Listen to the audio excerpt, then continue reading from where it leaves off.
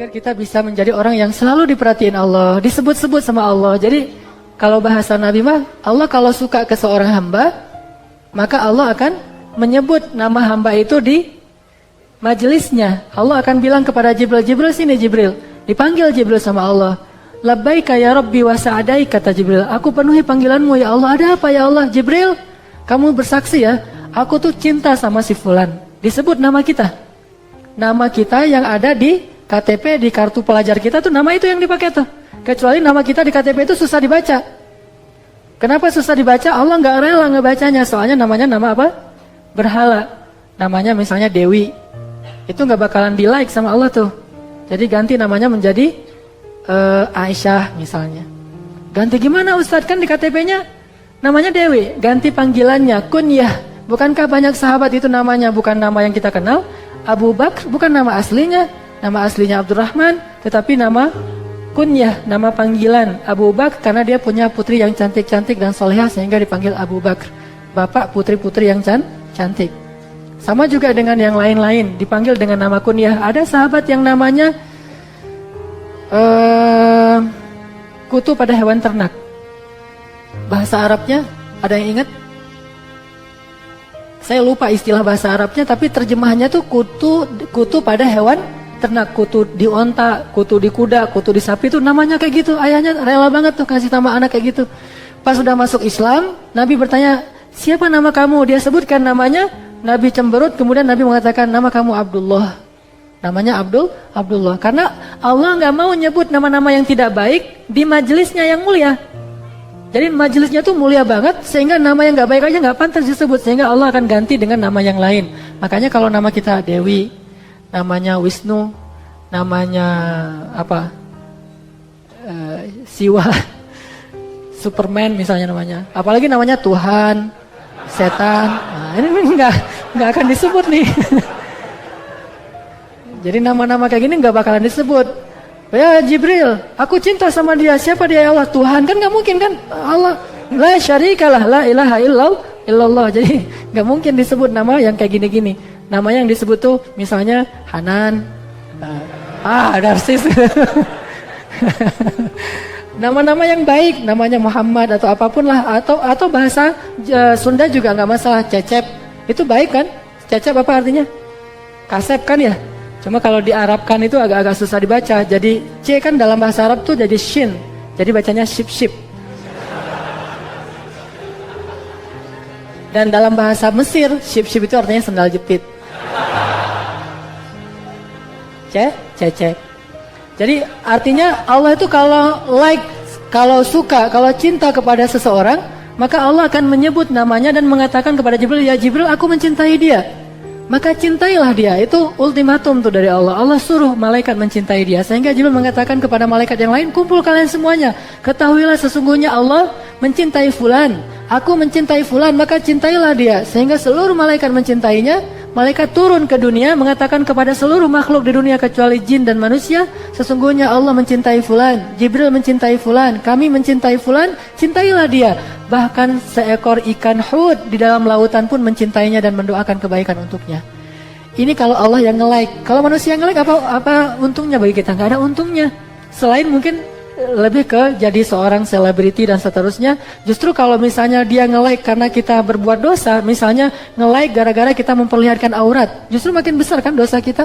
Tapi kalau Allah yang nge-like, seluruh dunia itu akan benar-benar langsung jadi selebriti tuh. Sekali Allah nge-like kehidupan kita atau karakter kita, kesolehan kita, langsung Allah umumkan ke seluruh dunia kecuali jin dan manusia yang dihijabi dari informasi ini. Manusia pun Allah kasih beberapa orang yang Allah karomahkan, muliakan, Allah kasih tahu kepada dia. Kayak cerita kemarin Uwais Al-Qarni. Ketika Allah nge-like Uwais Al-Qarni, walaupun Uwais gak pernah ketemu Nabi, Allah kasih tahu, hai Muhammad, aku suka sama dia tuh. Sehingga akhirnya Nabi mengatakan kepada para sahabat, dia itu dicintai Allah, diistijabah doanya oleh Allah. Akhirnya Umar dan Ali ngejar-ngejar Uwais. Ketika ketahuan Uwais ini dikejar-kejar Rasul dan sahabat, seluruh penduduk Yaman ngejar-ngejar Uwais sampai dia lari ke Irak. Sampai ketahuan meninggalnya dalam perang Siffin antara Ali dan Muawiyah. Itu pun ketahuan pas sudah dicari-cari di antara mayat atau syuhada. Artinya kalau Allah nge-like seorang hamba, maka seluruh makhluk juga akan nge-like dia sebagai orang yang baik dan didoakan. doa orang-orang makhluk-makhluk yang tidak akan ditolak oleh Allah Subhanahu wa taala. Jadi pengen didoain sama hewan-hewan yang ada di sekitar kita. Didoain oleh burung, didoain oleh ikan, didoain oleh bahkan ulat dan dut. Kalau kata hadisnya, dut itu ulat yang di dalam tanah yang kecil banget, ngedoain. Semuanya tuh berdoa untuk kita. Apa doanya? Allahumma gfir lahu, Allahumma arhamhu. Allahumma gfir lahu, Allahumma arhamhu. Ya Allah ampuni dia, ya Allah ampuni dia, ya Allah. Jadi kita sehari-hari itu dapat ampunan terus dari para malaikat dan makhluk Allah yang ngedoain ampunan kita. Warhamhu, ya Allah sayangi dia, sayangi. Sehingga setiap hari itu sayangnya Allah kepada kita tuh nambah. Kenapa? Gara-gara kita udah ngedapetin like dari Allah. Makanya kita pengen belajar ini nih. Kalau ada seminar how to get more like in Instagram, in Facebook dan seterusnya, itu kan sampai ada seminar bayarnya mahal. Kalau sekarang kita buat semacam kajian kecil-kecilan, tetapi ini jauh lebih penting, how to get more like from Allah Subhanahu wa taala. Oke. Ini singkatnya kayak gini nih. 4 step untuk ngedapetin like dari Allah. Yang pertama, Allah itu suka banget sama orang yang bertaubat lalu belajar, memperbaiki diri. Taubat dan taklim Allah nge-like banget tuh. Ini step pertama. Siapapun yang bertaubat, siapapun yang kemudian pengen belajar memperbaiki dirinya, semasa proses itu Allah suka banget sama dia. Setiap hari Allah nge-like dia dan ngasih tahu ke malaikat, ini hambaku, ini hambaku, ini hambaku, ini. Terus Allah ngebanggain dia. Sampai Allah menyebutnya ibadi, hamba-hambaku. Coba kita buka Al-Quran sekarang. Kita lihat salah satu di antara ayat tentang ini di dalam surat Az-Zumar, surat 39 ayat 53. Ini ayat paling populer tentang taubat nih. Surat Az-Zumar, surat 39 ayat 53.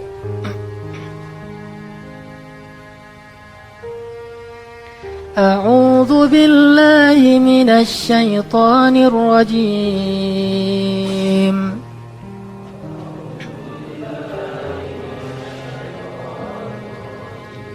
Bismillahirrahmanirrahim.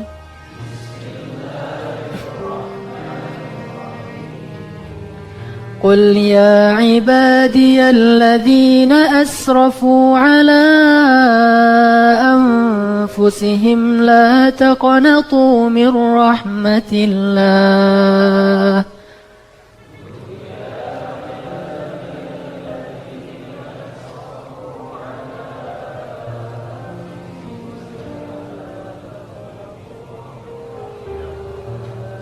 Inna Allah yaghfiru dzunuba jami'a.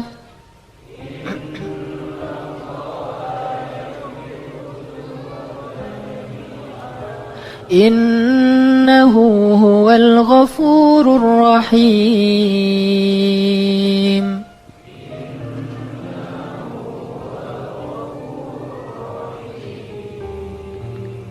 Katakanlah, wahai hamba-hambaku, Allah walaupun ngelihat kita banyak berbuat dosa, tetapi Allah masih juga manggil kita hamba. Dan panggilan hamba itu kalau dalam bahasa Allah ke kita, itu kayak kita manggil kekasih.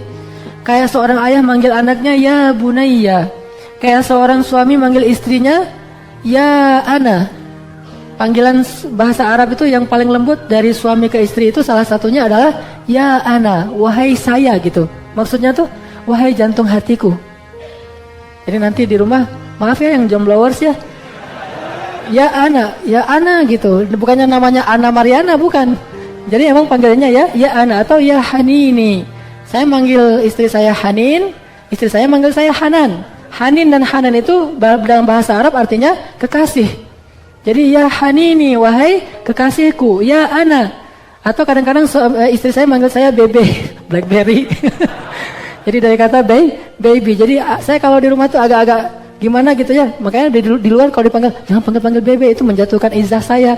Panggil aja ya Hanan gitu kan ya. Artinya itu panggilan sayang. Kayak Nabi memanggil Aisyah dengan panggilan apa? Ya Humaira, ya Aish. Humaira itu yang wajahnya kemerah-merahan. Aish itu yang lestari, yang bahagia. Dan orang Sunda nyebutnya ya Ais. Karena nggak bisa bilang Aish, jadi Ais gitu. Itu bahasa Arabnya Aish. Nah gitu tuh. Allah kalau sayang kepada seorang hamba manggilnya ibadi. Kayak Allah sayang kepada Nabi Muhammad nggak manggil Muhammad. Padahal Muhammad itu artinya udah bagus. Tapi ada yang lebih bagus yaitu abdi. Sehingga Allah mengatakan Subhanalladzi asra bi'abdihi. Bukan bi Muhammadin, tapi bi abdihi. Allah nyebut Nabi Muhammad itu hamba Allah. Dan itu sanjungan untuk Nabi Muhammad. Nah ini Allah kepada orang-orang yang ingin bertobat, Allah panggilnya apa? Ya ibadi, wahai hambaku, wahai hambaku. Yang udah banyak melampaui batas. Apa arti banyak melampaui batas? Dosanya tuh udah gak kehitung. Sampai dalam hadis qudsi Allah berfirman apa? Ya ibna Adam. Allah disitu manggilnya anak cucu Adam. Ya ibna Adam, ya ibadi, wahai hamba-hambaku. Kalau kalian datang kepadaku dengan membawa dosa yang memenuhi langit dan bumi, penuh dengan dosa kalian, gak ada lagi planet, gak ada lagi bintang, semuanya dosa kalian isinya. Bayangin langit dengan 250 miliar galaksi, itu semuanya penuh dengan dosa-dosa kita. Bayangin dosa kita itu bahkan gak sebanyak pasir di pantai loh. Masih lebih banyak pasir di pantai. Seandainya dosa kita melebihi pasir di pantai, bahkan memenuhi langit dan bumi, lalu kita datang kepada Allah dan kita mengatakan, Rabbi faqiruka bibabik. Ya Allah, ini hambamu yang fakir ada di hadapanmu. Ya Allah, ini hambamu yang hina sekarang datang ke pintu rahmatmu. Apa kata Allah? Aku bukakan rahmatku seluas-luasnya, aku terima kedatanganmu, lalu aku gugurkan semua dosa-dosamu menjadi hilang. Wala ubali, dan aku gak peduli sebanyak apapun itu. La ubali, aku gak peduli. Kalau kita kan masih mikir, kalau datangnya banyak salah ke kita itu masih dipikir-pikir untuk memaafkan. Allah, la ubali, saya gak peduli sebanyak apapun. Kenapa Allah gak peduli? Karena dosa kita itu gak ngerugiin Allah sama sekali. Sebanyak apapun dosa kita itu nggak ngerugiin Allah sama sekali, dan sebanyak apapun ketaatan kita nggak nguntungin Allah sama sekali. Allah itu ghaniyun 'anil alamin, nggak butuh kepada kita. Jadi kalau kita ngerasa bahwa dengan berbuat dosa Allah jadi rugi, terus jadi bete gara-gara kita, nggak banget dah. Allah bete gara-gara kita gitu. Saya pengen buat Allah bete nih hari ini nih. Saya buat dosa sebanyak-banyaknya. Gak ada yang bete. Yang bete itu malaikat Jibril. Dan kalau malaikat bete itu didoain yang jelek-jelek. Terus yang bahagia tuh, yang happy gara-gara dosa kita adalah setan kan? Nah artinya Allah itu nggak ngaruh sama sekali dengan dosa dan keibadah kita. Makanya Allah nggak peduli dengan dosa-dosa kita. Allah hanya peduli dengan ngapain kita datang kepada Allah. Nah datangnya kepada Allah itu adalah dengan datang ke masjid. Jadi ketika kita datang dari rumah kita membawa dosa yang lebih banyak daripada langit dan bumi, kita datang ke pintu rumah Allah Subhanahu Wa Taala. Allah itu seperti menyambut, gimana bahasa hadisnya? Allah menyambut orang yang datang untuk bertobat tuh kayak gimana? Seperti seorang kekasih menyambut kekasihnya yang datang dari jauh setelah sekian lama tidak bertemu. Itu gimana? Ada yang pernah nyambut kekasih? Kayak film Rangga gitu ya, nyambut ADC kan dulu gitu-gitu ya. Datang dari mana tuh? Dari Amerika, terus ADC edisi kedua segala macam. Tapi saya cuma ngomong-ngomong doang ya, jadi belum pernah nonton juga. Artinya nyambutnya tuh kayak gimana gitu. Atau saya ngerasain ketika saya datang dari Mesir. Waktu itu karena emang ibu saya udah meninggal, jadi saya datang pulangnya tuh ke rumah istri saya di Jawa Timur. Itu disambut, itu disiapin segala macam makanan tuh disiapin, kemudian juga kamar tuh disiapin, segala macam pokoknya disambut di terminal. Waktu itu saya datang dari Jakarta, terus naik bus ke Bojonegoro. Waktu itu disambut subuh-subuh itu udah pada ngumpul di terminal, jadi kayak nyambut orang jamaah haji gitu. Kan luar biasa ya. Itulah penyambutan kepada kekasih yang lama nggak ketemu. Gimana Allah? Jadi ketika ada seorang yang datang ke masjid, bayangin ya, ketika antum datang ke Masjid Al-Latif nih, bayangkan, dan itu benar, Allah berdiri di pintu masjid, nyambut kedatangan kita. Ahlan ibadi, sini ibadi, langsung diampunin. Ketika kita masukkan langkah kita ke masjid, udah habis dosa kita. Kayak gitu cara Allah menyambut, nge-like orang-orang yang datang untuk membersihkan dirinya kepada Allah. Ada lagi satu kisah yang pernah saya sampaikan dulu. Di zaman Rasul pernah dalam satu mukhayyam. Mukhayyam itu camp militer ya. Jadi Nabi lagi buat camp militer gitu, mau berjihad. Ada beberapa ribu para sahabat prajurit berkumpul di tanda-tanda yang sangat banyak, dan tentunya bawa beberapa orang perempuan untuk juru masak, juru rawat segala macam. Nah ada seorang ibu ngebawa anaknya di camp militernya Rasul, anaknya berusia sekitar 3 tahun, 4 tahun gitu, hilang di tengah-tengah camp militer. Dan waktu itu mereka sedang berhadapan-hadapan dengan musuh. Hilang beberapa hari nggak ketemu, sehingga ibu ini panik banget tuh. Ngasih tahu ke Rasul, ya Rasulullah, anak saya hilang, saya nggak bisa kerja, anak saya kemana ya Rasulullah, dan seterusnya. Nabi nyuruh para sahabat untuk mencari anak ibu ini. Terus pada nyari, beberapa hari nggak ketemu. Ibu ini nangis, dia sangat takut kehilangan anaknya, jangan-jangan anaknya diculik atau lari ke musuh sehingga dibunuh dan seterusnya.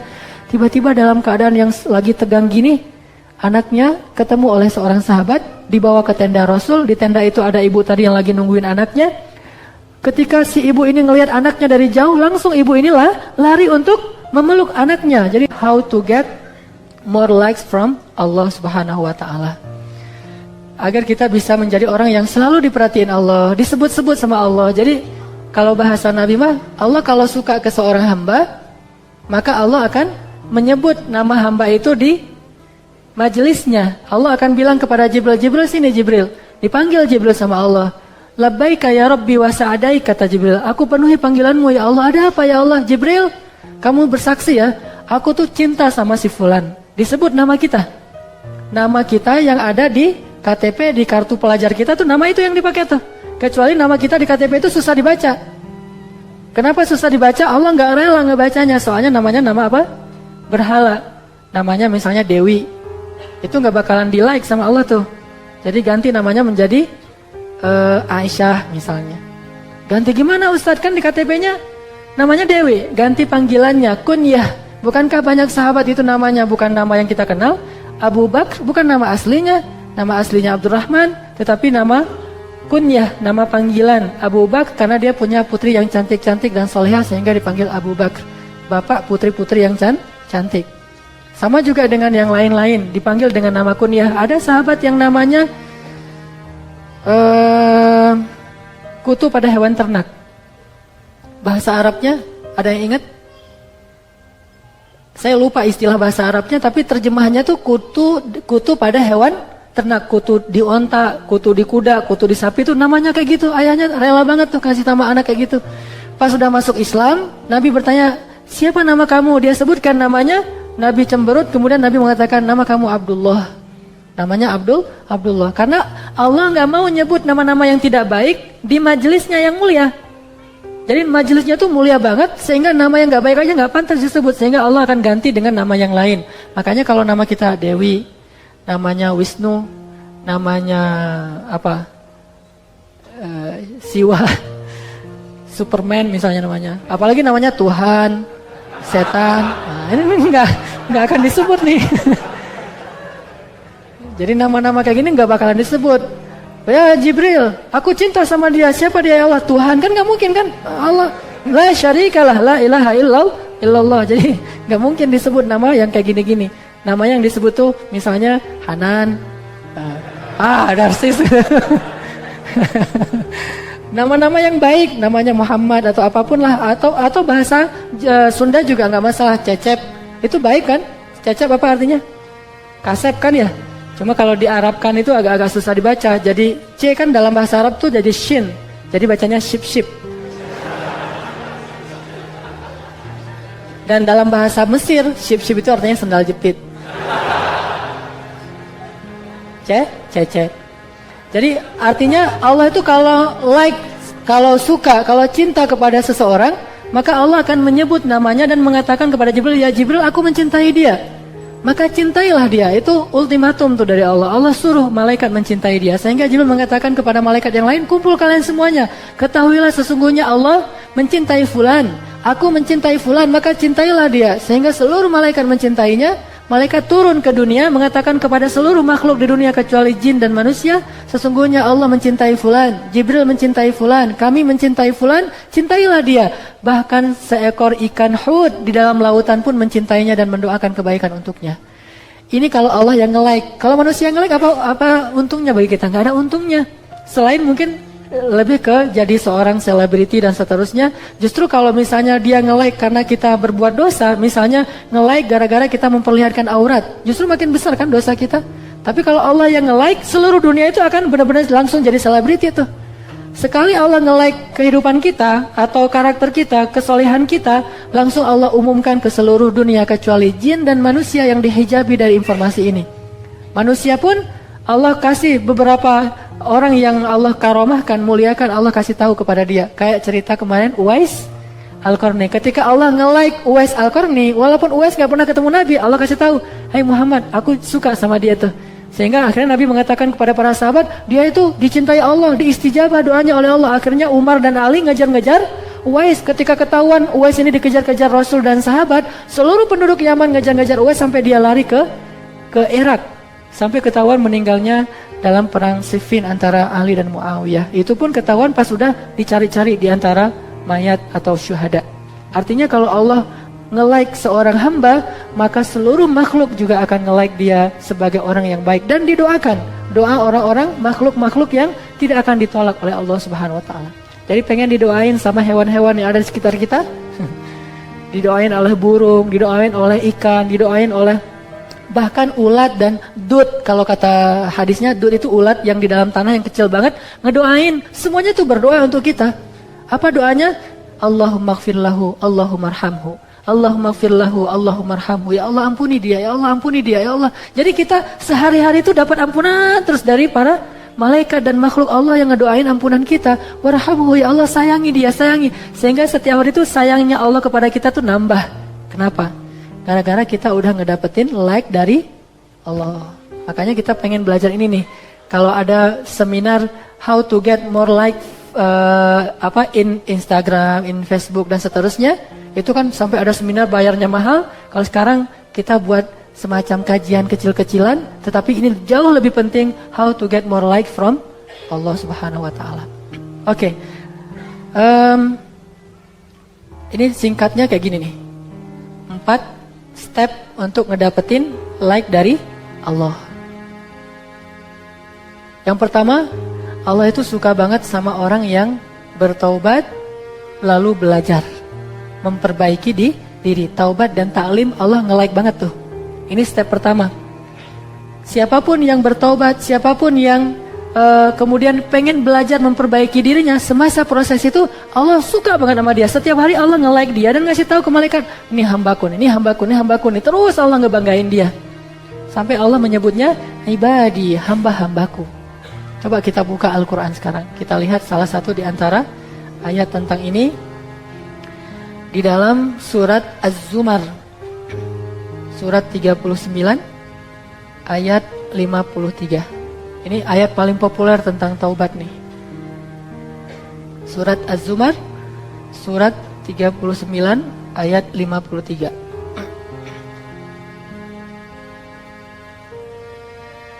A'udzu billahi minasy syaithanir rajim.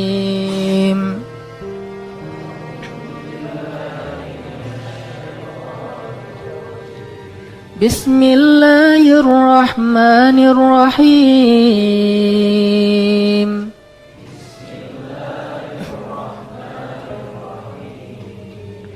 قل يا عبادي الذين أسرفوا على أنفسهم لا تقنطوا من رحمة الله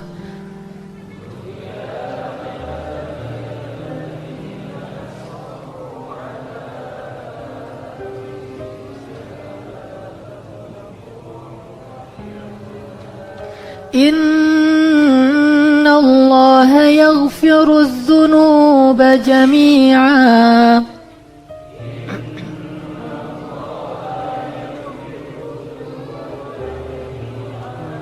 إنه هو الغفور الرحيم.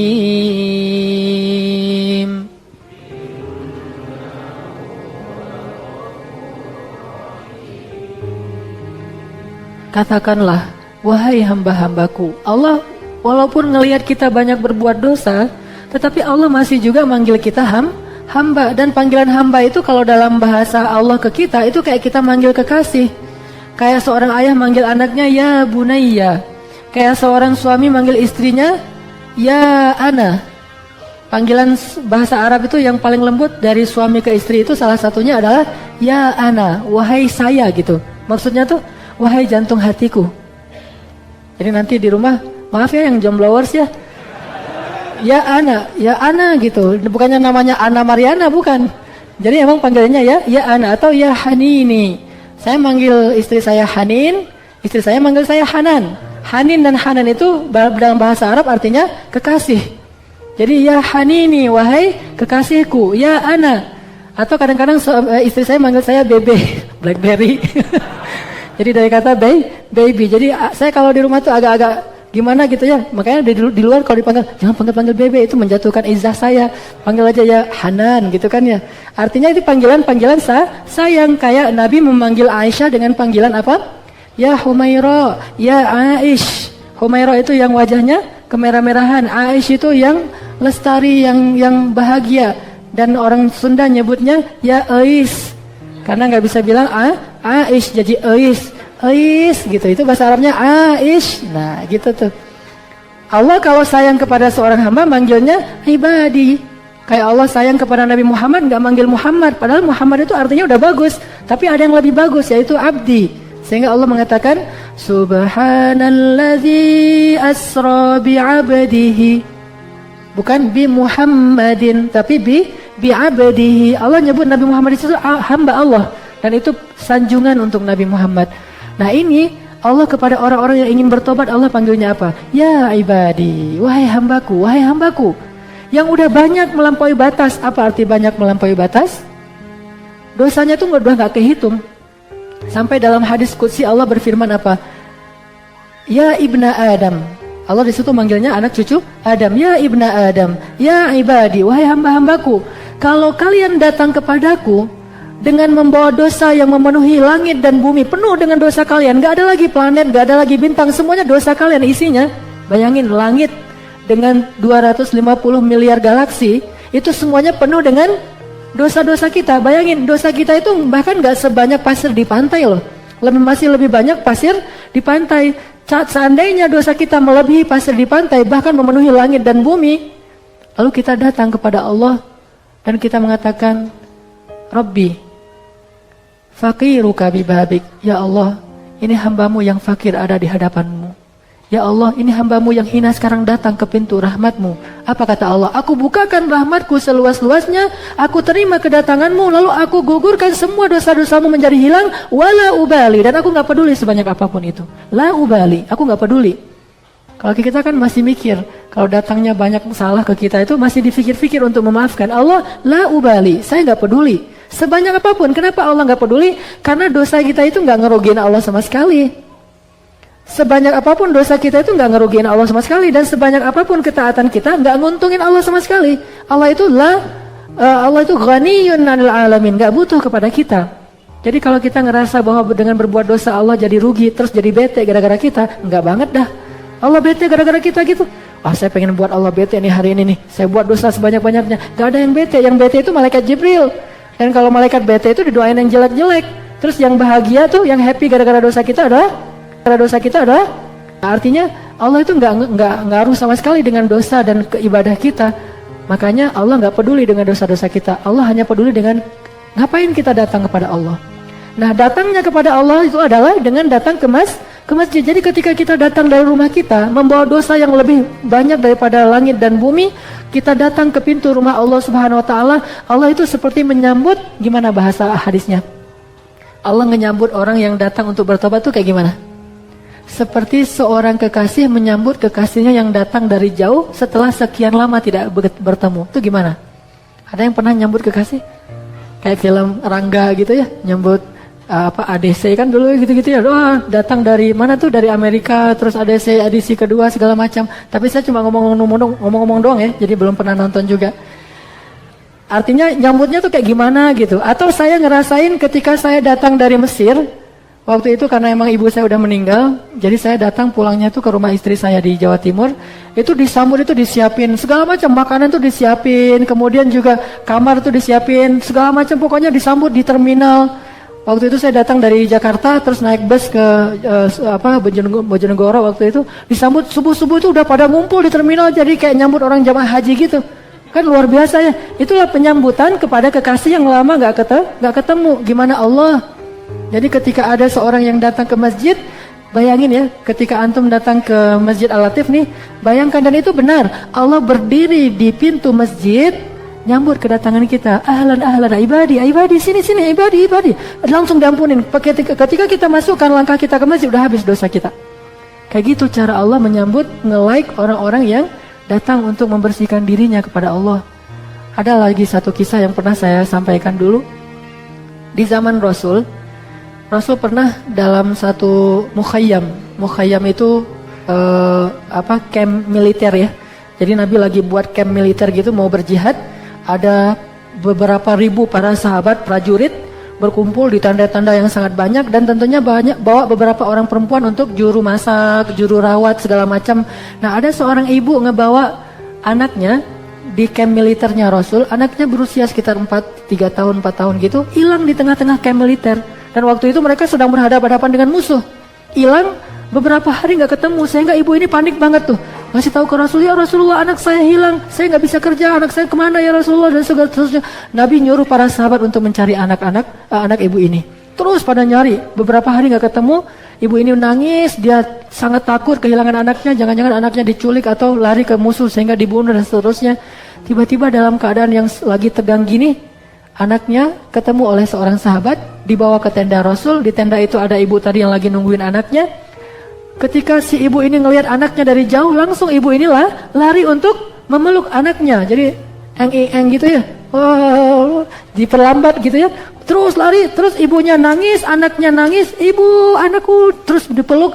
Dalam keadaan sangat terharu. Lalu para sahabat yang hadir di situ semuanya menangis. Lalu Nabi bertanya, mal buka, kenapa kalian menangis? Kata Nabi kepada para sahabat, ya Rasulullah, bukauna lihanini hadhil Ya Rasulullah, kami menangis karena kasih sayang ibu ini kepada anaknya yang begitu luar biasa. Memeluk anaknya erat, menangis luar biasa, sehingga kami terharu ya Rasulullah. Lalu tiba-tiba Rasulullah bertanya kepada mereka, bagaimana menurut kalian, apakah ibu yang seperti ini, yang begitu sayang kepada anaknya, akan melemparkan anaknya ke dalam api neraka? Ke dalam api maksudnya? Lalu kata para sahabat, tentu tidak ya Rasulullah, bagaimana mungkin dia akan melemparkan anaknya ke dalam api sementara dia sangat menyayangi anaknya. Kata Rasul, sesungguhnya Allah lebih mencintai orang yang bertobat daripada ibu ini kepada anaknya. Gak mungkin Allah ngelemparin orang yang bertobat itu ke dalam api neraka. Cukup dia bertobat aja, belum beramal apa-apa, Allah udah memasukkan dia ke surga. Apa contohnya? Seorang pembunuh yang membunuh 100 orang, bahkan yang ke 100-nya orang soleh banget, dibunuh sama dia karena gara-gara dia pundung. Tanya ke orang itu, Syekh, saya ini udah bunuh 99 orang, bisa nggak bertobat? Ah, kamu ini udah banyak dosa, masih banyak ngomong, udah pergi sana. Marah-marah gitu kan, akhirnya dibunuh sekalian. Mati itu orang yang ke 100, datang ke bukan ahli ibadah sekarang, ke ahli hikmah, ulama. Beda jawaban ulama dengan ahli ibadah. Datang ke ulama, tanya, ya Syekh, saya ini udah bunuh 100 orang dan yang ke 100-nya orang yang solih, ahli ibadah. Apakah saya diterima taubatnya? Janganlah kamu berputus asa dari rahmat Allah. Semuanya diterima taubatnya oleh Allah, tapi dengan syarat kamu jangan lagi tinggal di sini, pergilah untuk memperbaiki diri. Taklim, cari tempat-tempat yang hijrah, intinya hijrah ke tempat-tempat yang baik. Di tengah jalan dia meninggal, malaikat aja bingung, debat, coba lihat. Ternyata perselisihan bisa terjadi di antara malaikat, apalagi manusia. Manusia itu hal yang wajar. Beda mazhab nih, malaikat nih. Yang satu mazhabnya ke neraka, yang satu lagi mazhabnya ke surga. Tarik menarik, ini saya bawa nih. Enak aja, dia kan udah tobat, tapi kan dia belum beramal, tobatnya juga belum benar. Terus Allah mengatakan, coba kalian ukur ukuran bumi yang dia tinggalkan dengan yang dia tuju. Dan Allah di sini nge-like dia, sehingga Allah mendekatkan dia ke negeri yang dia tuju. Sehingga ketika diukur jadi lebih dekat ke negeri yang dia tuju, akhirnya dia dibawa oleh malaikat ke surga. Nggak beramal, cukup taubat aja, itu Allah udah nge-like dan menjaminkan untuk dia surga. Belum beramal. Kemarin dari cerita seorang sahabat kita dari Briges, beliau ikut acara zikir akbar di masjid kita, Masjid Agung kemarin tuh yang kita adain. Alhamdulillah, mudah-mudahan kita husnuzon beliau sudah mau bertaubat karena udah mau ikut acara zikir, nangis bareng dengan Ustaz Arifin Ilham. Tapi selang beberapa lama kemudian, baru beberapa 2 minggu yang lalu, saya dengar dari Kiki juga, dia ketembak sama aparat karena emang dia punya kasus di masa lalu sebelum dia bertaubat, akhirnya meninggal. Ini mirip banget nih dengan cerita dalam hadis. Udah bertobat tapi belum sempat beramal. Belum jadi ahli ilmu seperti kita di Masjid Al-Latif. Belum mungkin juga ahli tahajud. Tapi udah mau bertobat, masih proses. Itu aja Allah udah terima dan langsung dijanjikan surga. Dan mudah-mudahan kita doakan saudara kita itu termasuk seperti yang ini nih. Walaupun belum sempat banyak beramal, tapi niatnya bertobat itu Allah udah nge-like langsung tuh. Tinggal kita bilang, astagfirullahaladzim ya Allah, saya pengen memperbaiki diri. Meninggal saat itu juga, udah selesai. Udah cukup itu untuk kita untuk masuk ke dalam surga. Terus gimana dengan dosa membunuh saya? Udah cukup. Gimana dengan dosa zina? Udah cukup. Gimana dengan dosa narkoba? Udah cukup. Tinggal ngatain, astagfirullahaladzim, Allah nge-like banget kalimat itu. Jadi kalau kita posting istighfar kita ke Allah, Allah pasti nge-like. Gak ada cerita diposting lama, Allah kok gak nge-like ya? Gak ada itu. Jadi kalau kita ngeposting istighfar sekarang juga orang nge-like. Jadi ayo kita bareng-bareng, kita ucapkan istighfar. Astaghfirullahalazim. Semoga Allah Subhanahu wa taala menerima istighfar kita dan nge-like kita termasuk di antara ahli surga. Ada lagi kisah seorang laki-laki di zaman Rasul, anak muda juga nih. Nah, dia baru saja berzina. Ini juga pernah saya kisahin, dia berzina, udah berzina nyesel, biasalah habis gitu baru nyesel ya. Bukan nyesel duluan baru nanti mikir-mikir, ini udah dilakuin terusnya nyesel. Tapi penyesalannya tuh dari hati, bukan penyesalan yang tobat-tobat gitu kan. Ini benar-benar tobat dari hati. Udah gitu dia datanglah ke masjid, dia mandi, dia wudhu, dia datang ke masjid, sholat asar berjamaah. Tapi jangan lihat kisah ini dari sudut pandang fikih ya. Kok nggak dikisah sih? Saya nggak tahu lah di kapan terjadinya. Mungkin sebelum turunnya ayat tentang kisah yang jelas dirajam. Nah, dia datang ke masjid, sholat asar berjamaah di saf pertama, nangis dalam sholat asarnya karena dia nyesel banget dengan dosa dia. Akhirnya setelah selesai sholat, dia datang ke Rasul, ya Rasul, halaktu ya Rasul, halaktu. Ma ahlakaka, saya celaka ya Rasul, saya celaka. Kenapa celaka? Kata Rasul, saya sudah mempergauli seorang perempuan, saya sudah berzina ya Rasulullah. Rasulullah langsung sedih mendengar cerita itu. Tidak lama kemudian Nabi tersenyum, ya Rasul kenapa tersenyum? Nabi bertanya, apakah engkau sholat berjamaah bersama kami? Ya Rasulullah, barusan? Ya saf pertama? Ya Rasulullah, dari awal dari takbiratul ihram? Ya Rasulullah. Berbahagialah, sesungguhnya Allah sudah memaafkan dan mengampuni dosa kamu itu. Dengan salat asar saja, salatul wusta. Hafidhu 'alas salawati was salatil wusta. Jagalah salat itu. Kenapa? Qad aflahal mu'minun. Pasti beruntung orang yang menjaga salat. Jadi kita sholat maghrib kayak tadi, asalkan kita khusyuk dan tulus pengen nyesalin dosa-dosa kita, apa kata Nabi? Sholat 5 waktu itu seperti air di sungai di belakang rumah kita. Sehari kita 5 kali mandi dan membersihkan diri di sana. Gak ada lagi kotoran. Ini artinya Allah suka banget sama orang yang membersihkan diri dengan taubat dan ta'lim. Makanya ini yang kita sedang lakukan. Terus kita berproses. Emang kita belum sempurna sih. Namanya juga lagi berproses, kadang salah lagi, kadang keliru lagi, kadang ternyata cara tobat kita nggak kayak gitu yang benar. Terus kita memperbaiki diri dan Allah suka banget dengan orang-orang yang seperti ini. Coba lihat lagi surat Al-Baqarah. Sedikit lagi kita baca ayatnya. Surat Al-Baqarah kalau nggak salah ayat 222.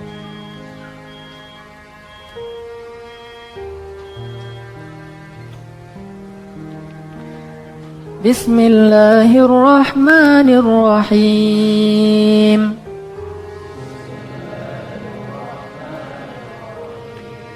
Kita baca kalimat terakhir ya di ayat 222.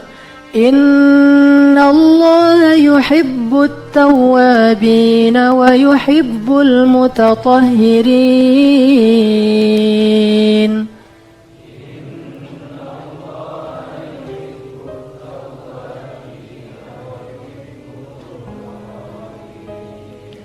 Sesungguhnya Allah cinta banget sama orang-orang yang bertaubat, dan Allah juga sangat mencintai orang-orang yang membersihkan dirinya.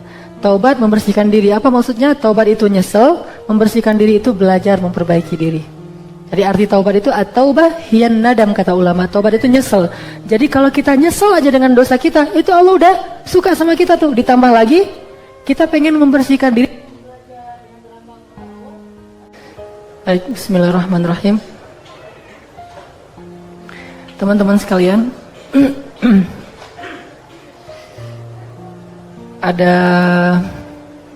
mungkin ada satu kecenderungan juga ya di komunitas-komunitas atau di para pecinta sosial media ini, dan ini udah menjadi fenomena bukan lagi peristiwa, bahwa kalau kita misalnya ngeposting foto ataupun video-video kita sangat merasa tersanjung dan bahagia banget kalau yang nge-like itu adalah seorang tokoh atau yang populer di bidangnya. Contoh misalnya, saya nge-posting foto saya tentang saat lagi ceramah gini, terus yang nge-like itu adalah, misalnya nih, yang nge-like itu adalah seorang ulama besar internasional, itu saya akan merasa sangat bangga karena yang nge-like itu adalah seorang tokoh. Kalau misalnya main bola, kita nge-posting video kita lagi nge-dribbling bola, tiba-tiba yang nge-like video kita itu Lionel Messi sama Cristiano Ronaldo, tuh gimana tuh perasaannya tuh? Terus kita kaget kan, nyari ini beneran atau ini hoax gitu kan? Nyari ini benar-benar Ronaldo apa yang di Portugal atau Ronaldo yang ada di misalnya di Garut misalnya. Ronaldo mana nih? Ternyata benar dia akunnya Ronaldo asli, bukan manajernya, sehingga kita akan mungkin di capture tuh like-nya Ronaldo sama Lionel Messi itu kita capture, udah gitu kita posting lagi kan ya, karena bangga. Gitu juga kalau misalnya kita nyanyi di kamar mandi terus direkam, kan suka orang nyanyi di kamar mandi tuh direkam, yang nge-like-nya itu misalnya Maher Zain. Oh, itu gimana tuh kalau yang musiknya nasyid, kalau yang genrenya hip hop siapa tuh? Gitulah. Kalau saya mah suka hip hop yang apa? Hip hop yang tentang Palestina, tentang Suriah, hip hop nasyid. Atau yang nge-like-nya itu misalnya kalau lagi apa kita nyanyi gitu, yang nge-like-nya Ayah Doni kan tuh. Atau main skateboard yang nge-like-nya misalnya Pevi Permana dan seterusnya dan seterusnya. Ini yang nge-like selain Allah Subhanahu wa taala adalah malaikat Jibril. Jibril itu bukan makhluk biasa, itu Allah aja nyebutnya ruh. Dan dia tuh solehnya tuh udah soleh banget, sangat luar biasa, mulia. Jadi orang siapa yang bisa ketemu Jibril itu merasa bangga banget. Apalagi kalau yang nge-like dia itu adalah Jibril, terus Jibril cinta sama dia. Malaikat tuh cinta sama dia, malaikat itu duduk bersama dia. Kan kita sering tuh, nggak tahu nih hoax atau benar, tapi banyak orang bilang benar yang di Masjid Nabawi lagi khutbah Jumat, terus tiba-tiba ada ketangkap CCTV sosok dengan putih-putih bercahaya gitu ya. Itu benar nggak atau hoax sih? Katanya, kata siapa tuh? Cenah ya. Nah, jadi belum jelas nih hoax atau benar. Ambil hikmahnya aja lah. Misalnya ternyata ada yang kayak gitu. Udah gitu juga ada peristiwa yang lain yang banyak banget tuh kalau di YouTube atau di on the spot kelihatan malaikat, diselamatin malaikat atau apa. Itu aja kan hebohnya minta ampun ya. Masuk 7 peristiwa aneh tetapi keren misalnya. On the spot alatif. Salah satu peristiwanya misalnya ada yang tiba-tiba pengen jadi imam, itu kan on the spot masuk tuh.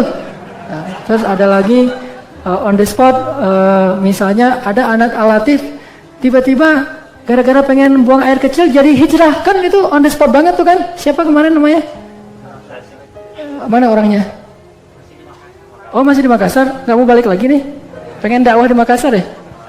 Oh akur sama ayahnya, jadi dia jadi betah di Makassar. Nah kan masuk on the spot alatif nih, 7 anak pemuda hijrah yang paling fenomenal. Kalau kemarin tuh salah satunya ada Kang Iqbal yang juga ikut bareng kita, yang tatuannya banyak pas ikut Qiyamul Lail.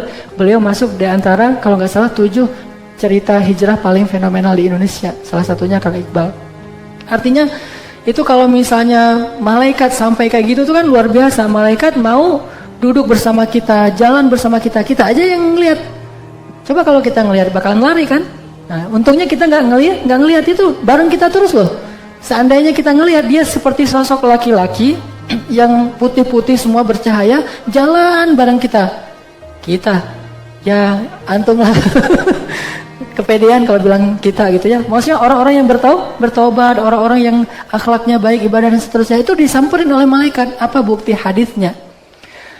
Rasulullah mengatakan bahwa Allah setiap hari itu mengutus malaikat-malaikat khusus. Kalau dibilang khusus itu berarti bukan malaikat biasa. Malaikat biasa aja udah luar biasa, gimana lagi yang khusus. malaikat-malaikat khusus diutus di muka bumi berjalan-jalan di turukot. Turukot itu kalau bahasa kita gang-gang. Di gang-gang kecil tuh malaikat pada nyebar di seluruh bumi, nyebar untuk mencari majelis ilmu dan majelis zikir. Mereka cari mana rumah yang disebut nama Allah, mana rumah yang dibacain Al-Quran surat Al-Baqarah, mana masjid-masjid yang ramai dengan para pemuda. Apalagi para pemuda, malaikat suka banget. Buktinya banyak sekali kisah-kisah anak-anak muda yang dinaungi malaikat dan seterusnya, itu luar biasa. Makanya mana masjid-masjid, ternyata ketemu di jalan Cendana, jalan Saninten, ada Al-Latif. Malaikat tuh saling seru menyeru, gitu hadisnya. Kalau mereka ketemu majelis zikir, apalagi di dalamnya banyak orang-orang hamba Allah, anak muda pula, maka mereka akan mengatakan kepada malaikat yang lain, halummu ilayya, sini, manggil-manggil malaikat, semuanya menaungi mereka, ngumpul, kemudian mereka mendengar apa yang kita ucapkan, apa yang kita lakukan, mereka perhatiin, mereka dengerin. Lalu Allah bertanya kepada para malaikat, wahai malaikat, siapa yang sedang kalian saksikan itu? Hambamu ya Allah. Apa yang mereka lakukan? Mereka sedang menyebut namamu, mengingatmu. Lalu Allah bertanya, wahai malaikat, apa yang mereka minta? Malaikat mengatakan, mereka meminta surgamu ya Allah. Allah bertanya, apakah mereka pernah melihat surgaku? Kata malaikat, tidak pernah ya Allah. Bagaimana seandainya mereka pernah melihat? Mereka pasti tidak akan berhenti untuk memintanya ya Allah. Lalu Allah bertanya lagi, apa yang mereka takutkan? Kata malaikat, mereka takut neraka ya Allah. Kata Allah, apakah mereka pernah melihat nerakaku? Kata malaikat, tidak pernah ya Allah. Bagaimana kalau mereka pernah melihat? Pasti mereka akan menangis dan tidak akan pernah bangun dari sujud untuk meminta ampun kepadamu. Wahai malaikat, bersaksilah kalian semuanya, sungguh aku telah mengampuni dosa mereka dan aku jamin mereka di antara ahli surga. Itu kalau Allah udah nge-like. Malaikat nyari orang-orang yang Allah like tadi tuh. Terus mereka ngumpul, manggil malaikat-malaikat yang lain. Terus apa kata malaikat? Salim, Allahumma salim, Allahumma salim. Ya Allah, selamatkan mereka. Sehingga Allah menjamin mereka habis semua dosa-dosanya, dijamin gak akan masuk neraka dan akan menjadi min ahlil jannah, ahli surga. Kan enak banget nih. Gara-gara duduk di sini gak jauh-jauh, cuma datang sebentar, duduk, nongkrong, rame-rame, ketemuan teman-teman, ketawa-ketawa kita aja tuh. Malaikat senang ngelihat kita ketawa-ketawa di masjid. Kalau ada orang gak senang kita ngelihat kita ketawa-ketawa di masjid, ini agak dipertanyain nih. Malaikat aja senang, masa orang gak senang kan ya? Malaikat senang ngelihat kita ketawa-ketawa di masjid. Dan Allah mengutus para malaikat untuk mencari itu. Sebagaimana iblis juga ngutus pasukannya untuk mencari yang buruk-buruk di muka bumi. Ada kisah tuh, iblis ngutus pasukannya karena waktu itu iblis ngelihat langit itu cahayanya tuh beda dengan biasanya, halilintar, cahaya yang begitu banyak. Kalau kayak di kutub tuh kayak aurora gitu. Pokoknya kejadian di langit itu gak kayak biasanya. Sehingga iblis ini merhatiin langit. Kenapa ya? 10 tahun terakhir ini langit udah susah ditembus. Itu kan di surat Al-Mulk kan ya. Sejak datang Nabi Muhammad, langit itu tertutup rapat bagi iblis dan pasukannya sehingga susah ditembus. Dulu kan mereka suka tongkrongin langit tuh. Para jin itu dulu suka nongkrong di pintu-pintu langit. Tapi gak boleh masuk. Jadi mereka nongkrongnya tuh di luar. Nah, jadi yang suka nongkrong-nongkrong di jalan di luar yang gak jelas gitu tuh. Nah itulah. Karena malaikat nggak nongkrong di jalannya langit, nongkrongnya di dalam langit. Makanya pas Nabi pas malaikat Jibril sama Nabi naik ke langit, kan diketuk-ketuk tuh pintu langit. Tapi jangan bayangin kayak kita ngetuk pintu ya. Pokoknya diketuk pintu langit dan malaikat penjaga langit itu bertanya, "Man?" Kata Jibril, "Ana Jibril." Terus kata malaikat itu, "Sama siapa kamu datang?" "Sama Muhammad." "Apakah dia diizinkan masuk?" "Ya, dia diizinkan masuk." Baru dibuka pintu langit. Saking rapatnya, jadi susah banget lewatin langit itu. Dulu gampang keluar masuk, sehingga jin itu duduk di dalam teras-teras langit itu ngedengerin apa yang terjadi.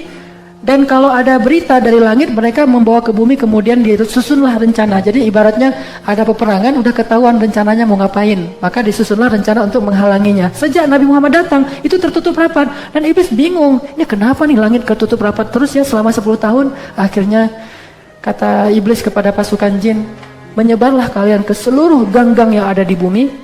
Carilah apa yang terjadi di bumi, kebaikan apa yang sedang terjadi di muka bumi sehingga pintu langit tertutup rapat. Kalau kalian nggak tahu, maka cukuplah kalian bawa masing-masing satu genggam tanah dari tempat-tempat yang kalian datangi. Tersebarlah jin ke seluruh dunia, ngambil tanah-tanah dari tempat yang mereka datangin. Tanah di daerah Bandung diambil, tanah dari mana-mana, semua dibawa datang kemana? Ke tengah lautan, karena singgasana jin itu ada di tengah samudra. Dibawalah ke hadapan sang maharaja mereka, yaitu iblis. Tanah-tanah ditaruh berbagai macam, ditulis ini tanah dari sini, ini tanah dari sini. Gak gitu-gitu amat juga kali. Pokoknya dari berbagai macam negeri. Nah, apa yang dilakukan iblis? Ditanya, apa yang kalian saksikan? Gak ada ya raja, ya iblis, gak ada yang kami saksikan. Kami gak ngerti apa yang terjadi. Kalau gitu bawakan tanah-tanah dari yang kalian kunjungin. Dibawakan, dicium sama iblis. Buang, cium tuh semuanya. Ketika dia mengambil tanah dari Makkah, dia mencium tanah Makkah, dia mengatakan, aku mencium aroma kenabian dari tanah ini. Di mana kamu dapatkan ini? Dari Mekah, wahai iblis. Maka pergilah kalian ke sana semuanya, halangi dia untuk berdakwah. Mulailah kekacauan di kota Makkah sampai Nabi ke Taif itu diusir. Itu kerjaan siapa? Kerjaan iblis. Sampai Abu Talib wafat, Nabi mau dibunuh, terus Nabi lari ke Taif, di Taif juga diusir. Itu gara-gara iblis sudah mengendus aroma kenabian dari tanah Makkah. Kalau nggak percaya cerita ini, baca dalam tafsir Ibnu Katsir, kisah di dalam surat Jin dan Al-Ahqaf. Banyak banget tuh kisah. Jadi dengan tanah aja dia tahu, karena tanah itu bersaksi. Begitu juga tanah tempat kita injak ini, bukankah dia makhluk Allah? Sehingga dia bersaksi, walaupun ini saya belum tahu sekuat apa hadisnya, tapi ada anjuran untuk memindahkan posisi sholat sunnah setelah sholat wajib, karena semua itu akan bersaksi. Sama kayak kita masuk Zulhijjah, kuku-kuku kita dan rambut kita nggak boleh dicukur kalau niat berkurban, karena dia akan bersaksi nanti di hari kiamat. Ketika darah hewan kurban udah ditumpahkan, baru kita potong kuku, dan kuku yang kita potong dan kita buang itu makhluk Allah, dan nanti di hari kiamat dia akan bersaksi, ya Allah, saya menjadi bagian dari tubuhnya ketika dia sedang berniat untuk berkurban karena Engkau, ya Allah. Semuanya bersaksi untuk kita. Jadi di mana kita bertobat? Di masjid apa kita belajar? Seluruh makhluk Allah itu bersaksi dan akan mengadu kepada Allah, ya Allah, dia hambamu yang taat, ya Allah, dia ingin membersihkan diri, ya Allah, dia ingin memperbaiki diri. Seperti cerita tadi orang yang duduk dalam majelis ilmu. Terus Allah tanya kepada malaikat yang tadi naungin majelis ilmu. Malaikat bilang ke Allah, ya Allah, tapi di antara mereka ada yang duduk di situ bukan karena majelis ilmu, kebetulan aja ada di situ, terus dia jadi termasuk di antara mereka. Gimana ya Allah? Kata Allah, sesungguhnya aku mengampuni dosa yang duduk karena majelis ilmu dan siapapun yang ada di antara mereka. Jadi niatnya datang ke Al-Latif macam-macam. Ada yang niat benar-benar ilmu, dan insya Allah rata-rata kita yang demikian. Tapi kalau ada yang ternyata niatnya bukan untuk ini, mungkin untuk berdagang, mungkin untuk cari jodoh, mungkin untuk apalah ya, macam-macam kan niat orang, dan itu juga baik, nggak masalah. Atau bahkan ada yang niat pengen ganti sendal yang baru misalnya. Sandal saya udah jelek, di Al-Latif bagus-bagus tuh sendalnya, ke Al-Latif gitu kan, orangnya ikhlas-ikhlas lah insya Allah. Apalagi kalau sepatunya Vela tuh kan bagus-bagus tuh. Vela asal beli sepatu baru hilang aja tuh ceritanya. Nah jadi karena di Al-Latif tuh ada cowok soleh dan dia sepatunya bagus terus, dan kalau dicuri insya Allah nggak akan dosa, soalnya dia orangnya ikhlas kan, gitu enak tuh. Curilah, ngambil dari Al-Latif. Nah niatnya itu doang, asalkan dia duduk di dalam masjid Al-Latif. Belum kan dia harus lihat suasana dulu kan, ngelihat sana, ngelihat sini, ini kira-kira nyamannya kapan. Itu aja Allah ngampunin dosa dia. Maka yang ada niat kayak gitu, kembalilah kepada Allah, dan insya Allah menjaminkan surga untuk kita gitu. Tapi insya Allah semuanya niatnya soleh. Baik, itu yang pertama, taubat dan taklim. Ada yang lebih tinggi dari itu. Selain udah niat nyesel dengan dosa-dosanya, kemudian dia ingin belajar. Step yang kedua, yang lebih Allah cintai lagi daripada yang pertama. Ini lebih Allah cintai lagi, like-nya tuh lebih banyak dari Allah, adalah orang yang setelah belajar kemudian dia beribadah kepada Allah, dia memperbaiki akhlaknya. Sehingga ketika ada sahabat nanya, ya Rasulullah, ayyul a'mal ahabba ilallah, amal apa sih yang paling Allah suka? Kata Nabi, as-salatu ala waktiha, salat tepat waktu. Apalagi ya Rasul? Birrul walidain, berbuat baik atau berbakti kepada kedua orang tua. Dan saya singkat dengan istilah ibadah dan akhlak. Dan ibadah itu bukan hanya sholat, nanti ada beberapa ibadah yang lain yang Allah suka banget ngelihat hambanya yang kayak gini. Sehingga ketika seorang hamba berdiri sholat, kenapa kita nggak boleh jalan di depan dia? Haram hukumnya. Bahkan kalau memang seandainya sama-sama paham, itu boleh dipukulin tuh sebetulnya. Tapi kan nggak enak ya, mau mukulin karena dia belum paham. Sebetulnya itu dipukulin. Kenapa? Dosa besar melintasi orang yang sholat. Dan dosa juga kalau sholat nggak membuat sutrah. Karena kalau kita sholat nggak buat sutra, orang ngelewat dia dosa, kita berkurang pahala sholat kita. Kecuali darurat banget, atau sutrohnya itu sutroh manusia yang sedang sholat juga di depan kita dengan syarat dia membelakangi kita, dia bisa jadi sutroh. Tapi kalau kita lagi sholat tiba-tiba dia pindah, kan susah kan? Dia pindah, gimana ya? Maju dikit, udah ada sutroh lagi depan, pindah lagi, gitu aja terus kan, agak aneh-aneh juga tuh. Ya udah, kalau udah kayak gitu, la yukallifullahu nafsan illa usaha, yang penting udah ada dulu. Atau kita taruh tas kita, tapi jangan taruh HP, ntar pas sujud bangun, mana HP saya? Kan gak enak juga. Taruh barang-barang yang besar, yang bisa kita ketahuan. Ini namanya sutroh. Kenapa gak boleh ngelintasin orang sholat? Karena kalau kata Nabi gini, seandainya kalian tahu apa yang di hadapan orang sholat, kan gitu ya? Apa yang di hadapan orang sholat? Allah langsung gini di hadapan orang sholat, dan Allah tersenyum kepada dia, Allah kasih rahmat kepada dia. Ketika kita sholat itu Allah berhadapan-hadapan sama kita tuh. Sebelah kanan kita adalah surga, sebelah kiri kita adalah neraka, di belakang kita adalah dosa-dosa, di hadapan kita Allah. Jadi Allahu Akbar, Allah ngelihat langsung. Pas kita bilang Alhamdulillahi Rabbil Alamin, tuh hambaku memuji aku. Ar-Rahmanir Rahim, hambaku menyanjungku. Maliki Yaumiddin, benar banget kata-kata hambaku tuh. Iyyaka na'budu wa iyyaka nasta'in, bagi hambaku apa yang dia minta. Kan gitu kan ya? Artinya Allah ngerespon kita banget, sehingga nggak boleh dipotong orang lagi sholat dengan cara ngelintasi. Cuma sering juga kalau kita yang sholat dan ada yang lintasin dekat dengan kita tahan pakai tangan kan? Saya pernah tuh kan, saya ceritain di Masjid Istiqomah, saya lagi sholat sunnah, ada yang lintasin saya giniin, disalamin sama dia. Jadi agak-agak unik juga tuh orang, mungkin karena belum paham. Pernah juga saya lagi sujud, dilintasin, dikirain itu Masjidil Haram, main lintasin aja. Saya tahan pakai tangan saya, ditendang tangan saya, karena dia marah. Ini apa-apaan sih, orang jalan sholat aja, nggak usah ngalangin orang. Aneh gerakan sholatnya, bid'ah apa segala macam. Mungkin dia nggak ngerti. Ditendang kaki saya, tangan saya jadi nggak khusyuk sholatnya. Jadi sebel gara-gara. Nah ini juga pernah kejadian kayak gitu. Berarti iman saya juga belum khusyuk. Jadi salat masih kepengaruh oleh tendangan manusia. Ini hal-hal yang kayak gini nih. Artinya kenapa nggak boleh dilentasin? Karena ada Allah di hadapan kita. Walaupun kita nggak mengatakan Allah itu bertempat, tetapi Allah menyaksikan banget hamba yang sedang sholat. Bukan hanya sholat, nanti juga tilawah Al-Quran. Nih amalan yang Allah suka banget dari hambanya tuh tilawah. Jadi kalau kita lagi bertilawah Al-Quran, kata Nabi, Allah mendengar hamba yang bertilawah Al-Quran seperti seorang tuan yang mendengar budak perempuannya bernyanyi.